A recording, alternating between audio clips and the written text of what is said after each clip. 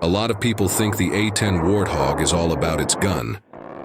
But the impressive thing about the Warthog is not just its gun. During some tests, a single Warthog flew 17 missions in one day. These back-to-back missions were practiced because the Warthog was built with the sole purpose of providing support to the soldiers on the ground, which is a role referred to as CAS, or Close Air Support.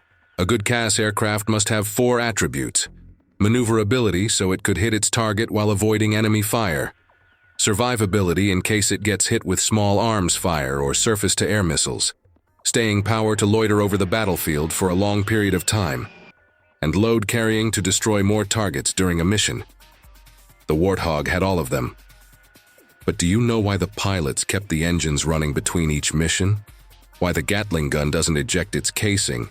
And why enemy soldiers were happy when they heard the iconic? Let me explain. To hit a target accurately, especially in a CAS mission, the Warthog had to fly low and slow to have a better chance at hitting its target, which were mostly enemy tanks. The Warthog was introduced during the Europe of the 1970s. During that time, communist nations outnumbered Allied tanks with a 2-to-1 ratio. But luckily for the Allies, the A-10's Gatling gun was the most accurate weapon ever fired from an aircraft. The A-10 could destroy enemy tanks with just a short burst. The Allies appreciated the sound of the A-10's Gatling gun, but it also made enemy troops happy because if they heard the iconic, that meant they were not the ones being targeted. Well, at least not yet. The A-10 Warthog wasn't only about its powerful gun when it came to taking down tanks. It also had the capability to carry imaging infrared Maverick missiles, commonly known as IIR missiles. These air-to-surface missiles could see in the dark, making them perfect for night operations or low-visibility conditions. Instead of relying on visible light, the camera used the heat signature of the target to build a video feed displayed on a monitor inside the cockpit, allowing the pilot to precisely aim and eliminate targets, even in total darkness. This approach made the A-10 a formidable asset, but it wasn't just the weaponry that made the Warthog remarkable. It was also its ability to fly numerous missions back-to-back. During one test, a single A-10 flew 17 consecutive sorties in a day, with 8 different pilots swapping in between.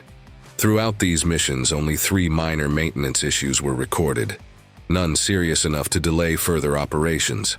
Ground turnaround time was equally impressive. Reloading just bombs could be done in under 11 minutes, and with both fueling and rearming, it only took about 20 minutes. To save time and reduce potential issues during restarts, the engines were kept running throughout the turnaround. This not only sped up the process but also minimized any risk of engine problems. Instead of the usual practice where the munitions crew would wait for maintenance to finish before loading bombs, each A-10 had 2 munitions crews who loaded armaments in the maintenance area while the aircraft was being serviced.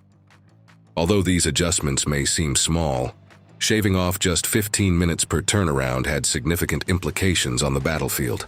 In combat scenarios, the A-10 would fly to its target, make multiple attacks, return to base, rearm, and then head back out.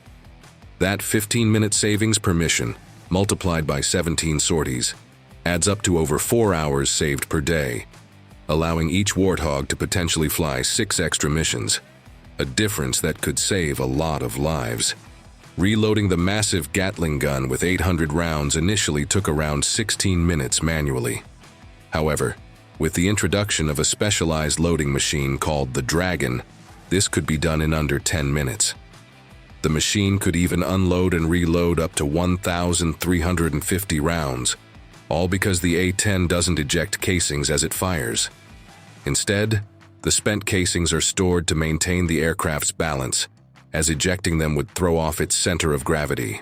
The Warthog's large wingspan, nearly 59 feet, gives it excellent low-speed handling and room for up to 16,000 pounds of underwing bombs and rockets. But getting close to enemy positions meant exposure to hostile fire. To address this, the A-10 was built to endure substantial damage. It could still fly with 1 engine, half a tail, 1 elevator, and part of a wing missing. Its fuel tanks were self-sealing to prevent leaks when hit by bullets. One distinctive feature of the Warthog is its landing gear. Although it retracts like most planes, part of the wheels remain exposed. This design allows the plane to roll on its belly if the landing gear fails, reducing damage in an emergency landing. As a close air support aircraft, the A-10 often operates from makeshift forward air bases near the front lines, where maintenance resources can be scarce. It was thus designed for ease of servicing to ensure it could keep flying under demanding conditions. Interestingly, the A-10's nose landing gear is offset to one side. The iconic brrrr sound of the gun creates such powerful recoil that it could cause the aircraft to veer off target, so the gun had to be aligned with the aircraft's center line. This required shifting the landing gear to the side to make room for the gun's placement. Despite its legacy, the A-10 is now being phased out for two main reasons. First, modern anti-tank roles no longer require strafing enemy positions with guns. Newer systems like man-portable anti-tank missiles, like the Javelin and precision-guided bombs, allow attacks from safer altitudes and distances.